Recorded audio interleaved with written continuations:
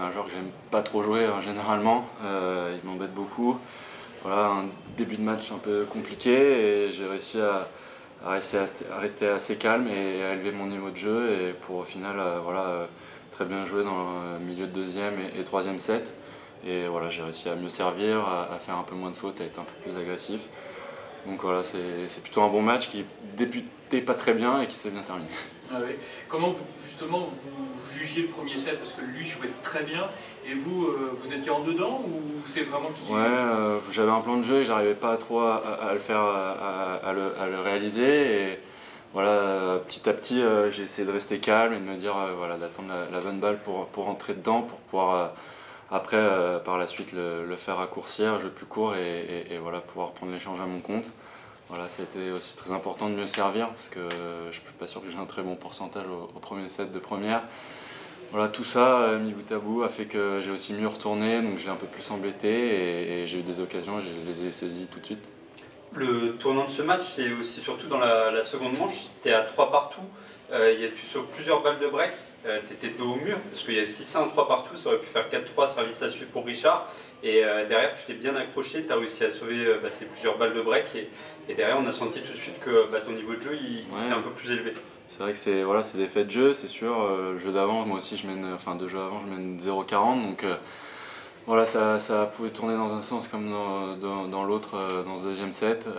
C'est sûr que s'il avait briqué à ce moment-là, ça aurait été compliqué pour moi de revenir. Mais voilà, je me suis accroché et il m'a donné un ou deux points un peu gratuitement. Et voilà, ça m'a remis dedans et ça m'a permis de me libérer pour gagner le deuxième set. Tu savais que plus ça durerait, plus ce serait favorable pour toi. Parce qu'on l'a vu avec les variations de rythme, les balles courtes, les passings, on l'a senti un peu moins en jambes sur la fin du match quand même. Ouais, après, chaque fois qu'on s'est joué, même cette année, c'est moi qui ai craqué à chaque fois physiquement au troisième.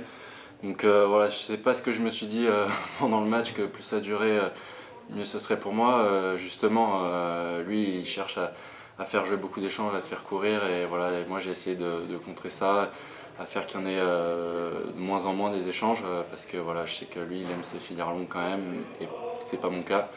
Donc voilà, plus ça durait on va dire dans le score, mais il fallait que les échanges soient courts pour que ça soit à mon avantage, parce que si c'est lui qui commence à te faire courir, à te faire balader tout autour du terrain avec ses cours croisés, c'est un peu galère, donc voilà, j'ai essayé de contrer ça. Quelle différence tu vois entre le Grégoire Barrère qui avait fait la dernière demi-finale ici et celui d'aujourd'hui? Que voilà, je suis un peu plus agressif qu'à ce moment-là, que j'arrive à être bien stable, que ouais, je suis en confiance, il n'y a pas tellement de différence, je vais aussi très bien à ce moment-là, je me sens un peu mieux voilà, partout dans mes coups, donc j'espère que ça va payer, que demain ça va être pareil, que ce sera un bon match et que je vais avoir un bon niveau de jeu et on verra ce que ça donne.